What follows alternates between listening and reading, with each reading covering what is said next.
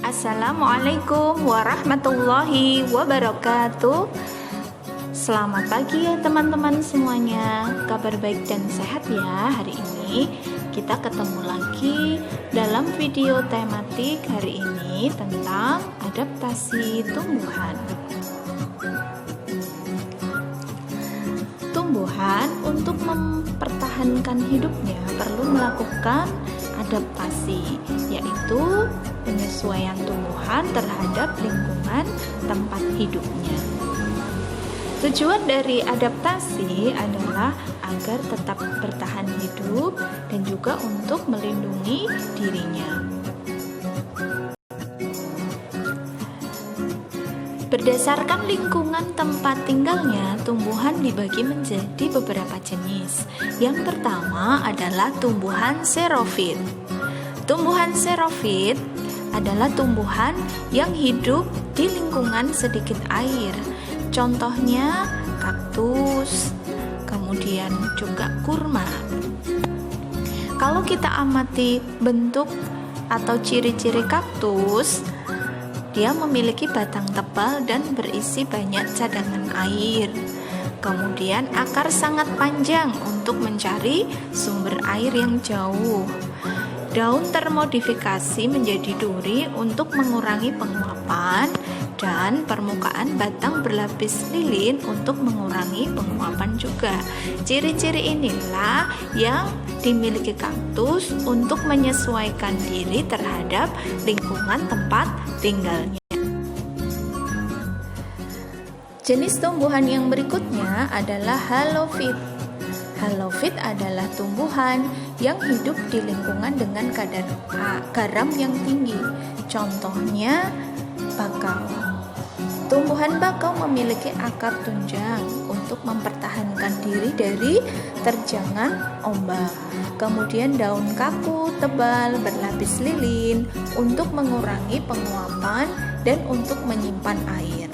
Sedangkan di bagian bawah daun bakau memiliki kelenjar untuk mengeluarkan kelebihan garam. Jenis tumbuhan yang ketiga adalah hidrofit. Hidrofit adalah tumbuhan yang hidup di lingkungan air. Contohnya teratai, kemudian eceng gondok. Pada teratai, bentuk penyesuaian yang dilakukan adalah memiliki daun yang lebar untuk mempercepat penguapan dan juga agar dapat mengapung di permukaan air. Sedangkan daunnya berlapis lilin untuk mencegah daun membusuk karena selalu terkena air. Pada eceng gondok, kalau kita amati, dia memiliki batang atau pangkal tangkai daun berongga yang berfungsi untuk membantu tumbuhan eceng gondok agar dapat mengapung di permukaan air. Akarnya lebat untuk menjaga keseimbangan ketika di permukaan air agar tidak terbalik. Jenis tumbuhan yang keempat adalah higrofit. Higrofit merupakan tumbuhan yang dapat hidup di lingkungan lembab. Contohnya tumbuhan paku dan tumbuhan begonia. Bentuk penyesuaian yang dilakukan adalah air dikeluarkan melalui struktur khusus pada daun yang disebut stomata air atau hidatoda. Selanjutnya adalah tumbuhan yang hidup di lingkungan miskin nitrogen. Tumbuhan memerlukan nitrogen untuk menunjang kehidupannya. Pada tumbuhan yang hidup di lingkungan miskin nitrogen, misalnya Venus flytrap, kemudian kantong semar, melakukan adaptasi dengan cara memerangkap serangga, kemudian mencerna serangga tersebut sebagai sumber di beberapa bentuk penyesuaian tumbuhan terhadap lingkungan tempat tinggalnya.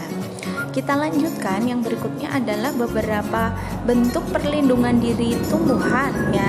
Yang pertama adalah dengan memiliki duri. Contohnya pada tumbuhan mawar, kemudian rotan dan durian. Yang kedua dengan memiliki rambut halus atau gelugut ya. Contohnya adalah pada bambu, pada jagung, dan pada tebu. Yang ketiga, dengan memiliki daun yang tajam, misalnya pada nanas, lidah buaya, dan pada tanaman kaktus.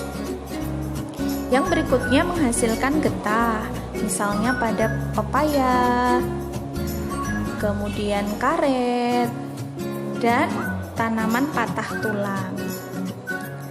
Yang kelima menghasilkan racun, misalnya pada tanaman kecubung dan juga pada tanaman jarak. Nah, itu tadi beberapa bentuk penyesuaian tumbuhan terhadap lingkungan tempat tinggalnya dan juga terhadap bagaimana melindungi diri agar dapat bertahan hidup. Demikian video hari ini.